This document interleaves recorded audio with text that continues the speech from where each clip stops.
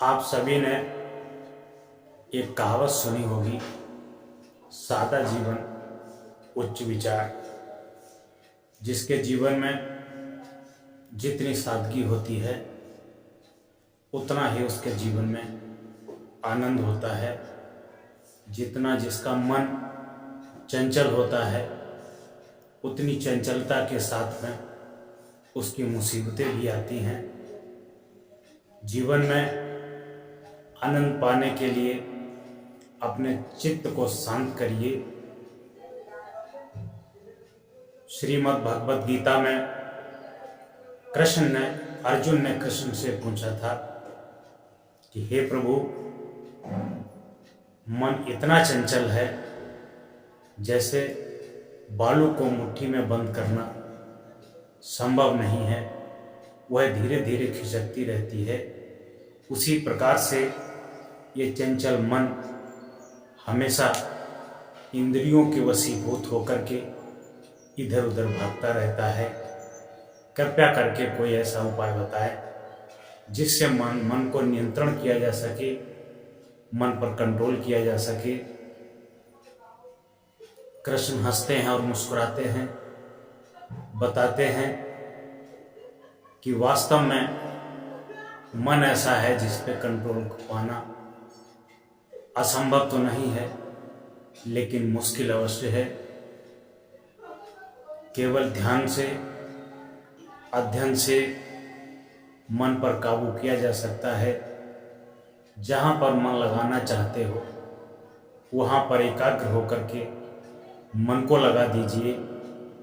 बार बार मन वहीं पर लगाइए, लेकिन मन की ऐसी स्थिति होती है जिस प्रकार से आप किसी गेंद को जब नीचे की तरफ दबाते हो, नीचे की तरफ मारते हो तो वो उतना ही कूदती है। ठीक उसी प्रकार से मन को जितना संभालोगे, जितना रोकोगे, इंद्रियों के वशीभूत होकर के उतना भागेगा, उतना चंचलता करेगा।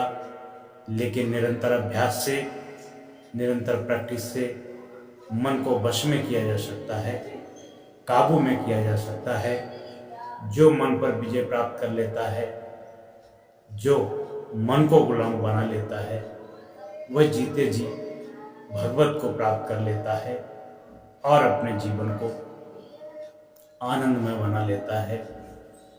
आपने यह भी देखा होगा, बहुत से लोगों का स्वभाव बहुत सुंदर होता है, बहुत सरल होता है, बहुत बुद्धिमान होते हैं, विवेकशील होते हैं।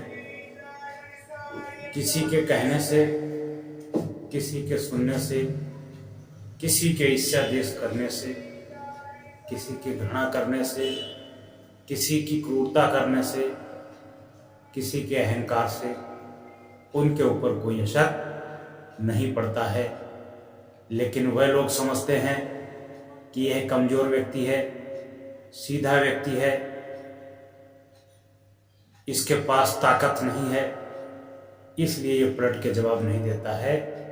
वास्तव में वह भोला है, सीधा है, इंद्रियों पर विजय प्राप्त कर चुका है।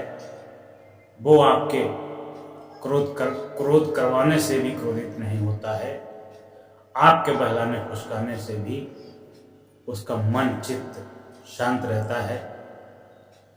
जो सीधे साधे को, कमजोर को, सरल व्यक्ति को दबाता है, उसे ईश्वर उतना ही दबा देता है।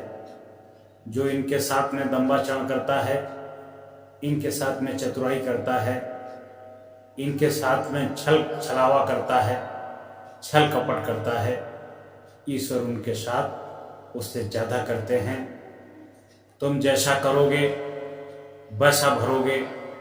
ये ठीक उसी प्रकार से होता है जैसे एक किसान व्यक्ति किसी अनाज की फसल बोता है तो उसमें बीज डालता है।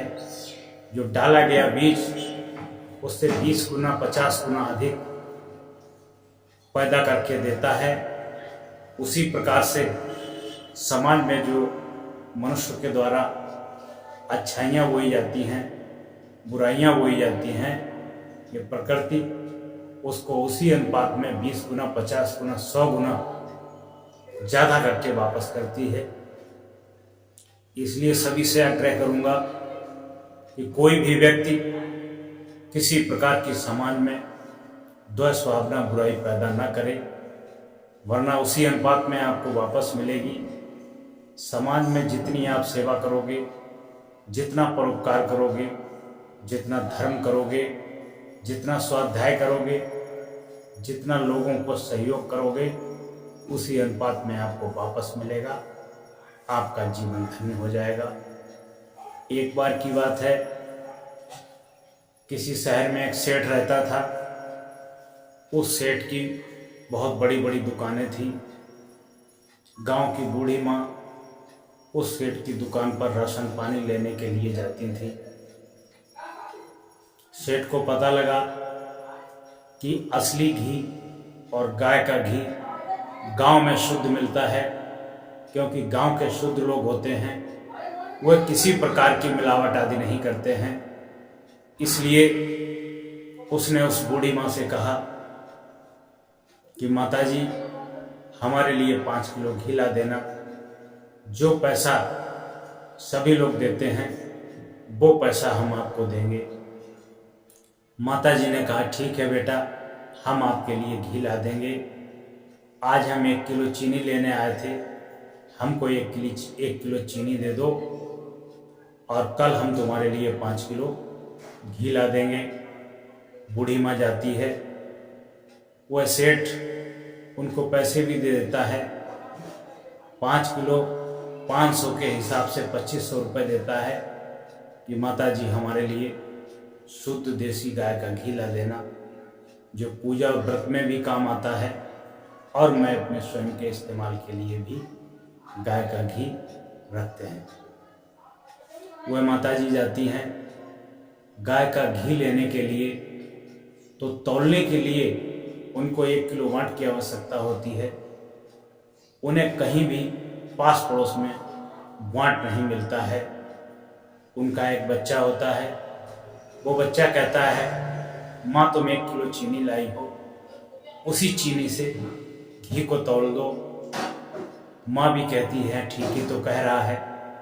1 किलो चीनी उस लाला के यहाँ से लाए थे, उसी को 1-1 किलो करके अगर 5 बार में हम तौल देंगे तो 5 किलो घी हो जाएगा।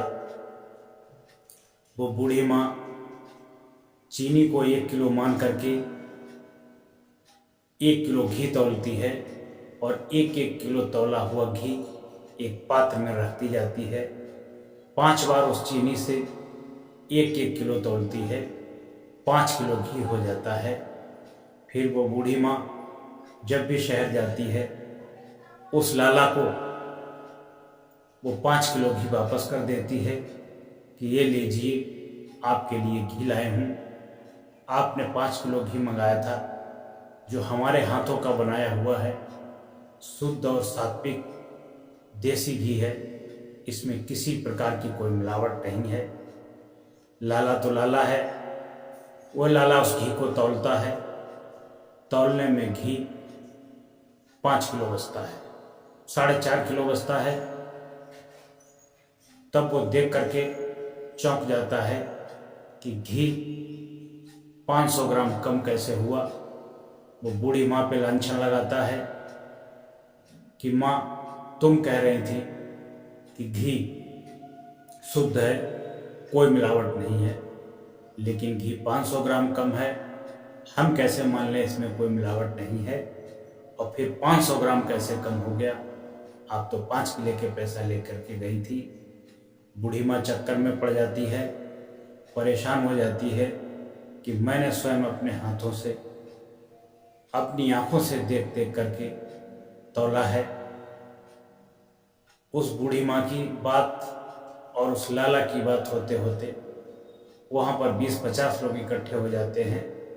लाला कहता है कि मैंने इस बूढ़ी माँ से घी मंगाया था, 5 किलो घी मंगाया था, जो तौलने के बाद 4.5 किलो बचता है। बूढ़ी माँ सीधी सादी थी, ईमानदार थी।